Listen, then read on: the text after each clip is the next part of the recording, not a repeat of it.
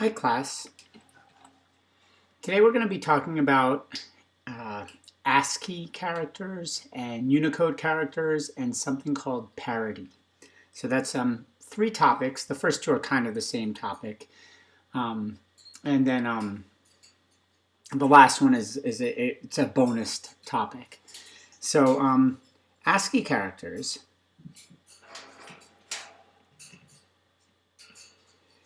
that they stand for the characters that we use in pretty much all computer science. And there's 127 of them in the basic ASCII set. And that's because a long time ago, when computers didn't have a lot of memory, they were saying, okay, what's the least amount of memory we could use to represent all characters? And we separated our information by bytes of information. And so if we have 8 bits of information or 1 byte, and you can test this. You can think, how many things can we store there? And if you turn all of these bytes on, you're going to get 255 when you add them up. When you add 1 plus 2 plus 4 plus 8 plus 16 plus 32 plus 64 plus 128. Which means you can store 256 numbers. And those numbers we pick are between 0 and 255.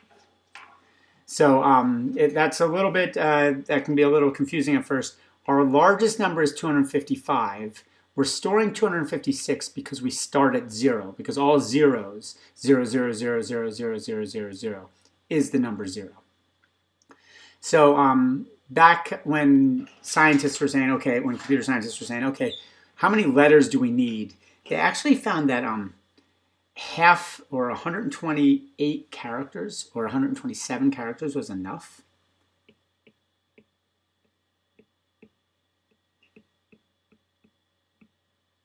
And that was cool, because that meant computer scientists could use 7 bits of information.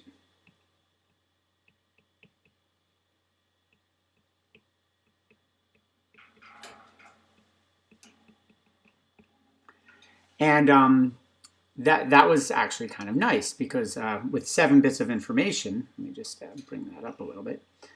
With 7 bits of information, they had an extra bit. And so there were 2 things that they could do with this extra bit. So 7 bits, sorry,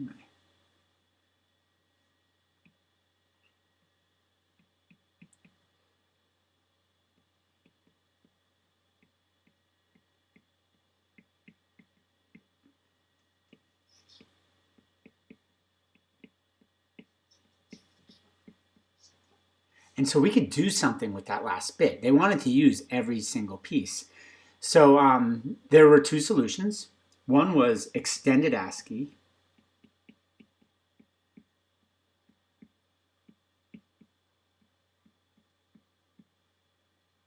giving us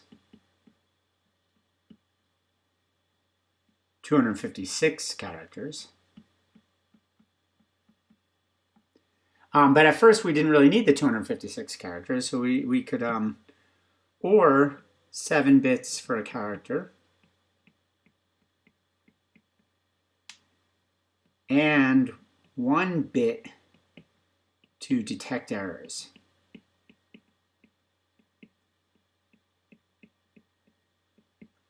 And so how do we detect an error with 1 bit of information? And so the letter A is 65.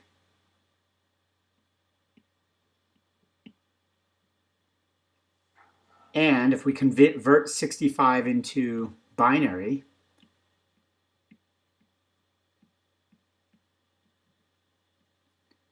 one, 2, 4, 8, 16, 32, 64, 128. We see that it's 0, 1, 0, 0, 0, 0, 0, 1. So that's 65. That's using all 8 bits. So I want to just use 7. So what I'm going to do here, and we're never going to actually use this last bit. So if we're using 7 bits for our character, we're just going to say 1, 0, 0, 0, 0, 0, 1. And then that last bit is going to be the parity bit. And in this case, it would be a 0.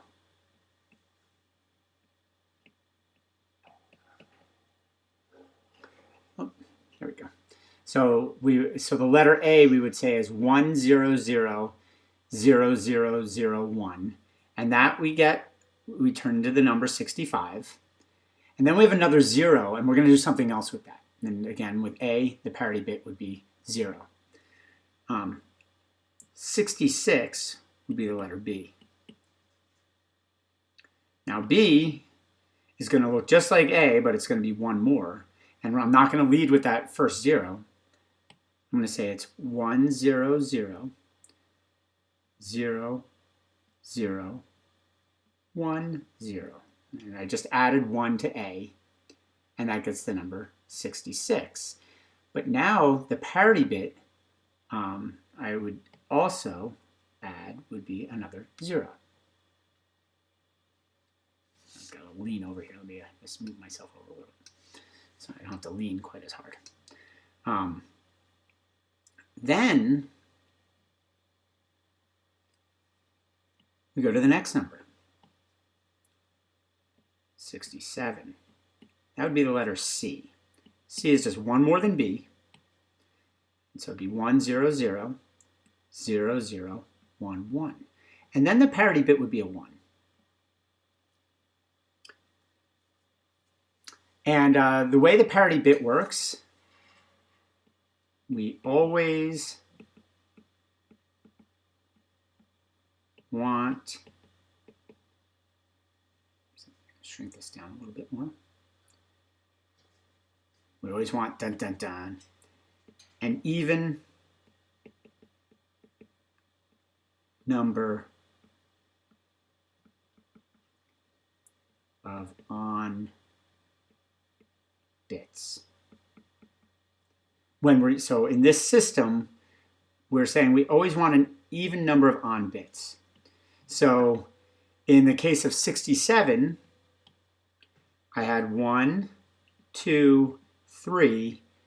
So I said, ooh, let's make the parity bit a 1. So now there's 4 even bits. In 66, there were 2. So we didn't want to add another one because that would make it so that there was 3, and 3 is an odd number. And then in 65, there was also 1, 2. So we want we want an even number of turned on bits. And what's nice about this is if we get a mistake, because mistakes can happen, especially in early computers, and actually in today's computers, mistakes still happen. So if we get an error, we can recognize it.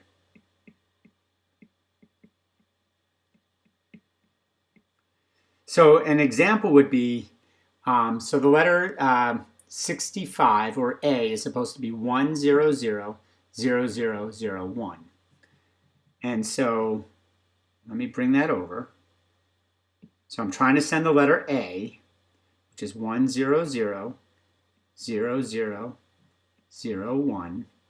And then we have a 0 here. Now when I'm sending this message to someone, there's a chance that a bit could get flipped, because these are just all these little transistors. And so if something gives energy to one or takes energy away, noise can happen. So if we get something like this, 1, 0, 1, that bit was flipped, 0, 0, 0, 1, 0. When the receiver gets this message, they say, ah, not valid. Now with this simple check, they don't know which bit has been flipped incorrectly, but they know something's wrong. And so then the receiver can say, hey, resend that last letter. I didn't get it right. Now if 2 bits are flipped, then we run into a problem because we wouldn't recognize an error. But with just 8 bits, there's not a lot of noise. If there's just a little noise here and there, it's a nice way to do some error checking. So a parity bit is just there to do error checking. If we see an error, we say, send it again, and then the sender knows to send it again. Or when we're reading it, we can say, ooh, this just doesn't make sense, and the software can figure out what to do next. So that's what a parity bit would be used for if we're using 7-bit ASCII. And how do you know if you're using 7-bit ASCII? You would say, we're going to use 7-bit ASCII with a parity bit. And that would just be a good way to state that. Now, if we're using 8-bit ASCII, then we don't have the room for error checking. So 8-bit, more letters. No error checking.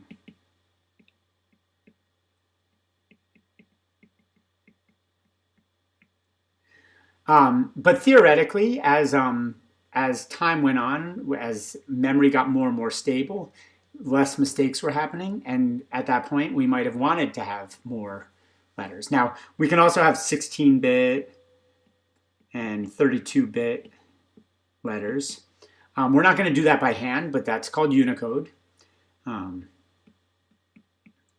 that allows us to have lots and lots and lots of unique characters for all languages. I'll see if I can bring up a Unicode table. There we go. So here we've got a web page with a bunch of Unicode or ASCII. Unicode and ASCII are interchangeable for the first 128 characters. And so we can see the first bunch of characters are nothing. And then we get our symbols. And there are so many charts online where you can find this stuff. And you get your alphabet, you get your lowercase alphabet, and that's all you've got. If we wanted to jump up to the next set, now this wouldn't have error detection, but now we've got our alphabet, lowercase alphabet, and then we have other symbols, which can enhance our ability to communicate. And so we have accent symbols. So we went into the Euro languages and said, oh, there are accents to the left, accents to the right. They're little hat symbols. And so we added those. Then after that, we started getting bigger and bigger and bigger data sets. And I'll just show the first 32,000 once this page updates. And it will, you'll see that we include a lot of the East Asian alphabets. And so we've got the Hebrew alphabet, we've got Russian alphabets. All languages are accounted for. And sometimes you'll see a box, and that's either the font I'm using. It doesn't recognize that symbol. But you do see that there's a lot of symbols, and it just goes on and on and on and on. And right here I just have the first 32,000 characters, so we do expand over time. So we can either have 8 bits using 1 bit as a parity, or 8 bits to expand our ASCII to 2 ASCII sets, or to a second. Extended ASCII. And then what we can do is we can start writing words. So to write a word, let me bring back my iPad. So to write a word,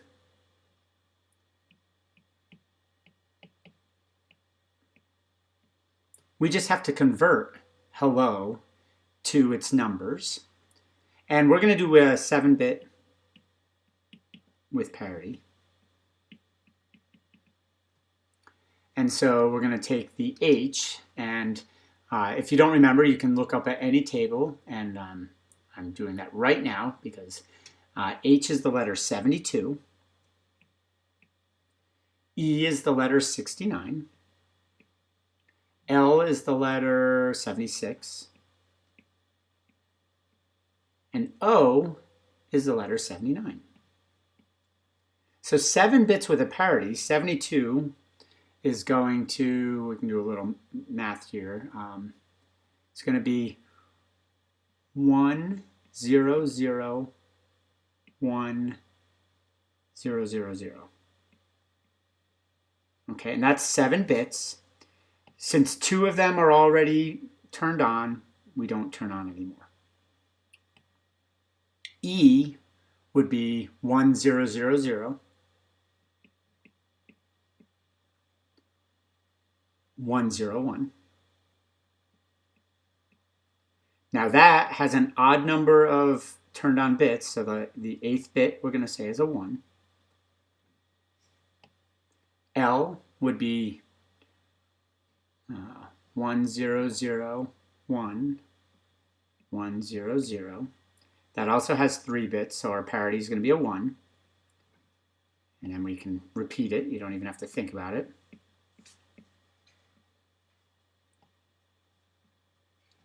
And then O is the number 79. If you convert the 79 to binary, you get 1, 0, 0, and then 4 ones, which is an odd number of ones. So look at that. Now the way a computer sees this isn't laid out like that. The computer would just see this. 1, 0, 0, 1, 0, 0, 0, 0, 1, 0, 0, 0, 1, 0, 1, 1, 1, 0, 0, 1, 1, 0, 0, 1. That's as far as the first L. Let's continue this. 1, 0, 0, 1, 1, 0, 0, 1, 1, 0, 0, 1, 3, 4, 5. So that means the word hello stored in 7-bit ASCII with a parity. And every 7th one, it's just checking, do I have a mistake? But that's how computers talk to each other.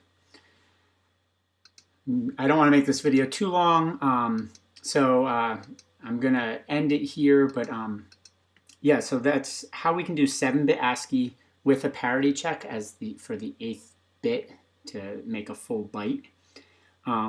And I hope this was a helpful video. Thank you.